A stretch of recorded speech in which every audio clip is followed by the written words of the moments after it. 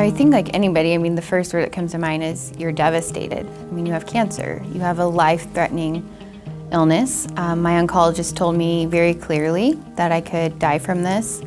She told me, you know, all of the extensiveness that the surgery was going to be, and my life kind of stopped for a minute there when I heard those words, "You have cancer."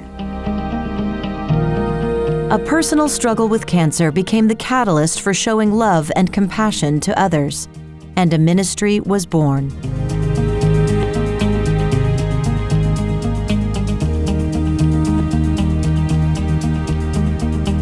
In the fall of 2012, Tara was diagnosed with stage 4 ovarian cancer, and although the outlook was grim, she put her faith in God.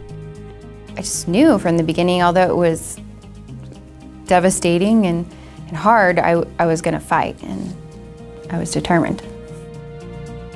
One of the most heart-wrenching moments was when she received her master's diploma, and watching a frail skin-covered skeleton go up on the stage, hunched over, walking up the steps and receiving her sash and her diploma.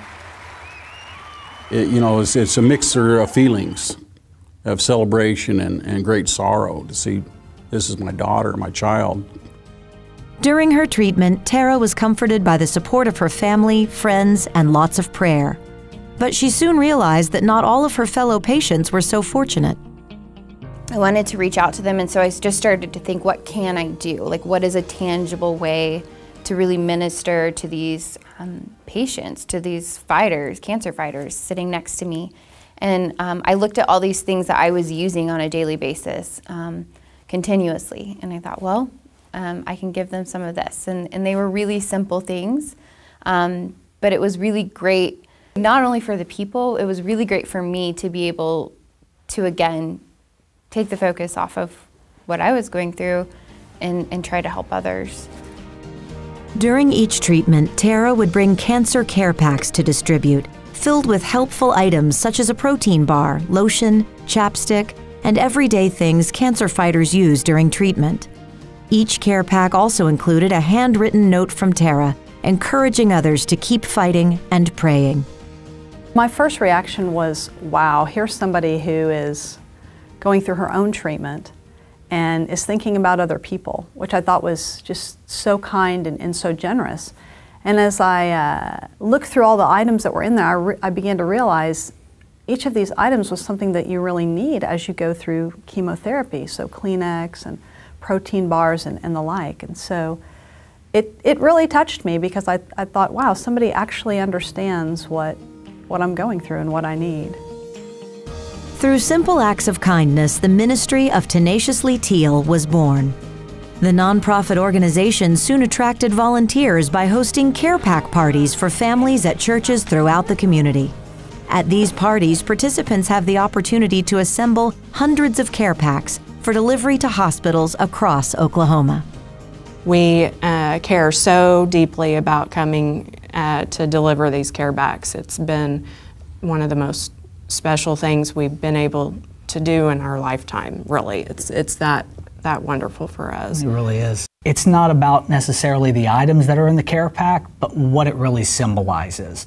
And the fact that there are people that they don't even know that are thinking about them, that are praying for them, that are loving on them is just really, really incredible and special about this organization for us. I think what made it so impactful is that it was coming from someone who understood. And the note inside didn't say just, you've got this. What it says is, this is hard. This treatment is beyond hard. No one can understand it if they haven't been through it. And I have, and I get it, and it sucks. But you can do it. I'm doing it. We can do it. And I think that meant something to people that someone who hasn't been through it can't really communicate to a fellow fighter. You know. Each time I've seen the patients be very grateful for that. They also go around and they say why they're giving it.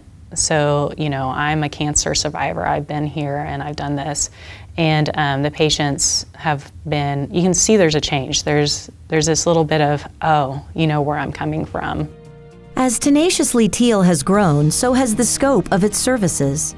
Cancer patients face many challenges during treatment, some of them financial. As treatment begins, cancer fighters are suddenly faced with increased travel demands and decreased work hours. Teal has been able to assist these fighters, who often struggle to afford gas and groceries to sustain them during their treatment. While they're doing cancer treatment, a lot of times they can't work, and so they don't have the money to be able to pay for gas. So if we're not able to find the gas money or something like that, Tenaciously Teal has been able to give us gas cards so our patients can get to treatment. That's the biggest way that they've helped us. And there is something else cancer fighters must face: hair loss. Sometimes women aren't sure how to handle their hair loss and allow it to fall out slowly, which can be a scary and lonely process. So when it came time to lose my hair, I didn't want it to happen like that. I wanted, again, to take charge of the situation and face it head on. And so I invited my friends over, and they brought good food and good drinks, and we listened to music, and we faced it. We laughed, we cried. We did a lot of crying, but we did probably way more laughing than we did crying. And it was just this opportunity to, it was empowering me at the time, and so I want to empower other women through this hair loss process. Today, Tenaciously Teal gives cancer fighters the opportunity to preempt the usual process of hair loss by shaving their heads in private or as part of a celebration with friends. I don't take the credit for this because there's so many people who go into this that help me with this. And God is the one I give the credit to. He's the one who's helped me. He's the one that asked me, Tara, you've seen this. Now what are you gonna do? You've seen people hurting, you've seen people sick, you've seen people lost, oppressed, unable to make it. What are you gonna do? And so I just have always said, God, I want to do whatever you want me to do.